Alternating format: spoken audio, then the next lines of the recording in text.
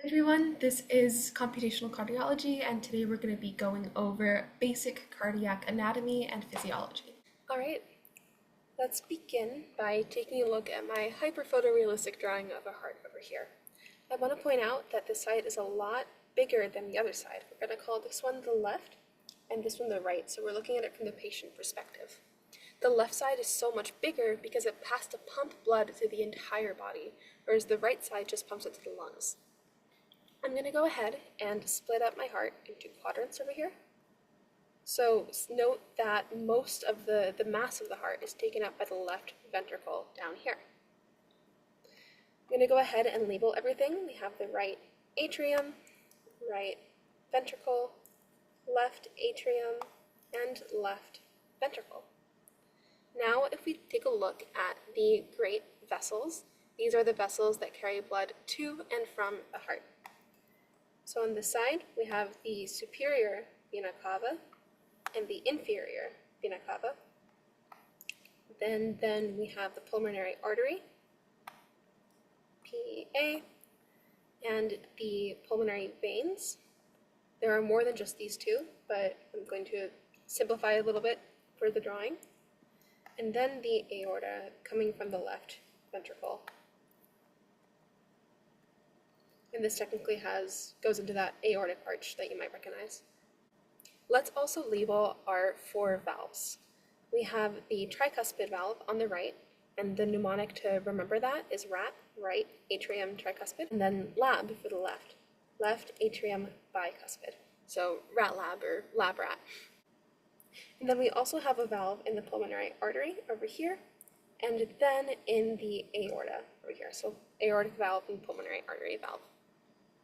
If we try to trace the path that blood follows, it comes in from the superior vena cava and inferior vena cava into the right atrium and goes down to the right ventricle, up through the pulmonary artery, and then circulates through the lungs, gets oxygenated, comes back in through the pulmonary veins, goes from the left atrium to the left ventricle, and then goes out to the body through the aorta. Let's also take a look at some of the mechanisms in place to propagate signals.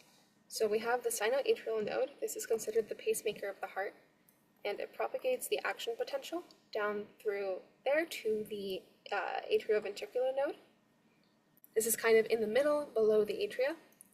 Then the action potential travels down the bundle of His to the Purkinje fibers, which are in the ventricle area of the heart.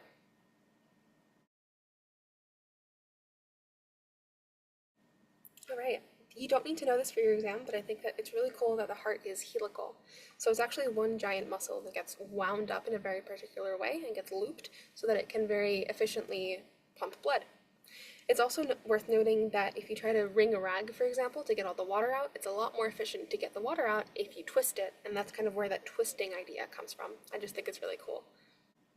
So I'm about to show you a picture of a pig heart, and I'm doing this because I think it's a lot easier to remember things if you see them kind of in person or see what they actually look like. This was bought at my local grocery store. I dissected it to show you the anatomy and then turned it into dog food. So I'm using food safety precautions here, but I'm not wearing gloves as you would in the lab because I was home for the holidays when I did this. So the heart had a few cuts in it, but I expanded those and then I made another one to get a better sense of what I was looking at. And I found these two sets of atria and ventricles, and I was trying to figure out which side was which.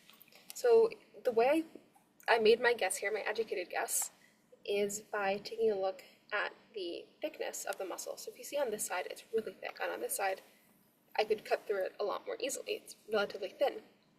So my guess is that since the one on the left is so much thicker and therefore is able to produce more force to get more blood out, I'm going to call this the left and the other side the right.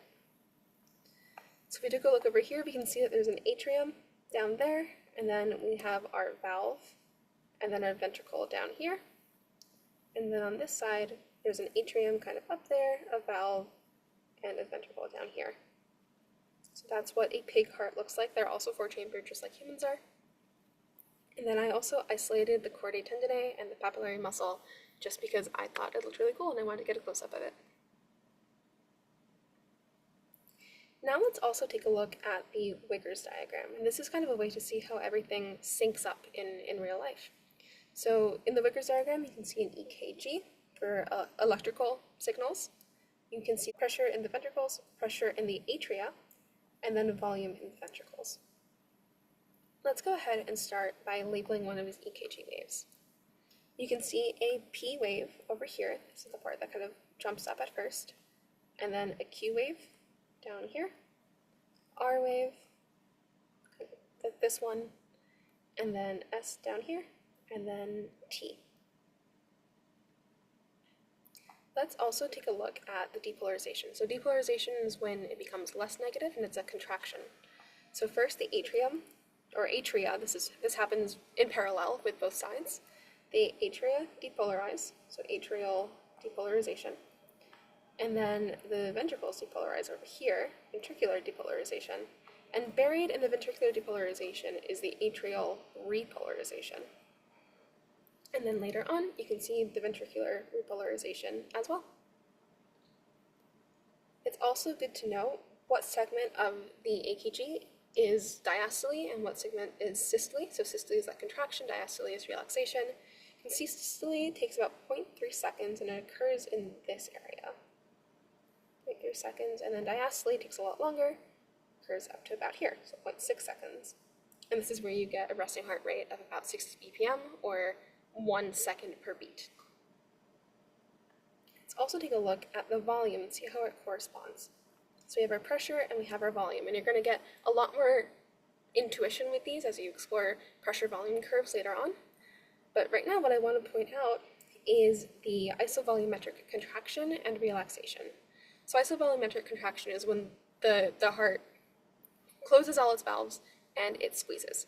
And then this is able to generate that force to push the blood out once the valves open. Let's talk through what happens to the valves during this whole process.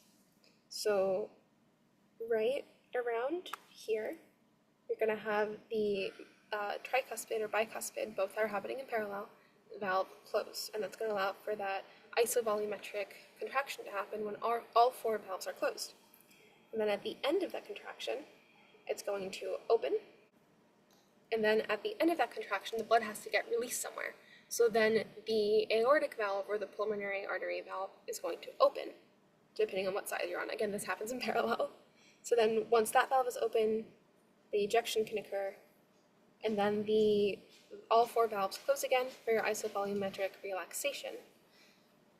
So then it's relaxed, and then at this point, your bicuspid and tricuspid valves are going to open once more, so you can have that filling occur. You can see the volume starts to go up here.